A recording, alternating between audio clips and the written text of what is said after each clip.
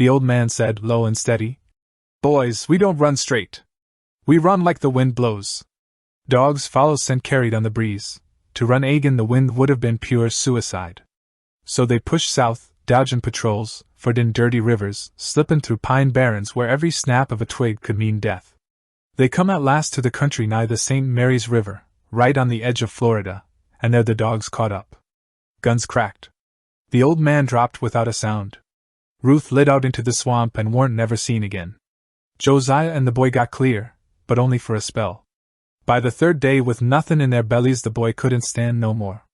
Josiah was left alone.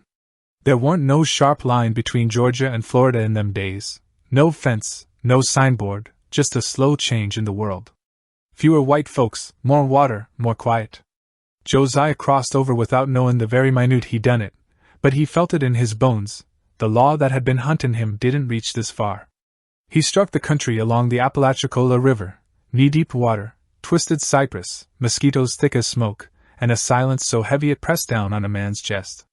He had nothing. No food, no clean drink, no notion which way to turn. Thirst drove him to swallow stagnant water. After that the world commenced to spin, and he seen things that weren't there. He fell at last on the edge of a still pond, flat on his back in the mud, eyes wide open but seeing nothing, breathing hard and slow. How long he laid there nobody knows, but they found him.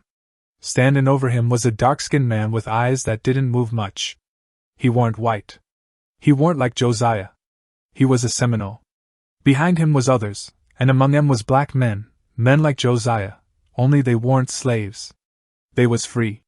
You ain't hunted here no more, the Seminole said. They didn't ask his name nor where he come from. They give him water first, then meat. After 2 days one of 'em, a feller what could talk a little English, told him quiet like, "Here, a man ain't nobody's property." Josiah didn't answer. He couldn't make hisself believe it yet. Where in the world had he fetched up?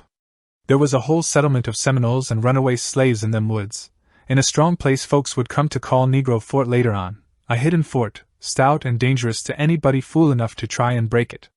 On the third night, after he'd eaten and drunk clean water, Josiah woke up sudden. Not from fear. From the quiet. For the first time in all his born days he didn't hear dogs. He didn't hear orders. He didn't hear chains clinking. Only water and wind, and people what looked at him like he was a man.